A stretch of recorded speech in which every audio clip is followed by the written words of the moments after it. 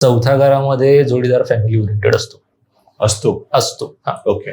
कारण की म्हणजे ठीक आहे, आता तुमच्या 7व्या घरावर ते डिपेंड करेल की तुमच्या दोघांमधला संबंध कसा आहे.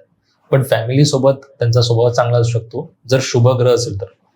आता कुठला अशुभ ग्रह असेल तर काय होतं, शनी किंवा मंगळ असेल तर मोस्ट केसेसमध्ये यांना फॅमिलीची काळजी असते, पण हे रिस्पॉन्सिबिलिटी आपण म्हणतो की जबाबदाऱ्यांच्या याच्याने ते बघतात की म्हणजे ठीक आहे, मी घरातल्यांची काळजी करतो, पण यांना असं म्हणजे कोणी घरात आजारी वगैरे म्हणून पैसे कमवतो वगैरे त्याप्रमाणे त्यांना म्हणजे सपोर्ट करतो. फॅमिली ओरिएंटेडच आहे, पण असं सिरियस वे मध्ये. शुक्र झालं, बुध झालं, चंद्र झालं, गुरु झालं, ह्याच्यामध्ये फॅमिली ओरिएंटेड म्हणजे असं हसत खेळत वगैरे म्हणजे प्रेमळ त्यांचा स्वभाव राहतो.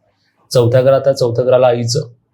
आता जसं मी म्हटलं की तिसऱ्या घरामध्ये तुमचे लहान भाऊ बहिणींकडनं तुम्हाला जोडीदार भेटण्याची शक्यता, तिकडे आईचं प्रायमरी रोल असतो.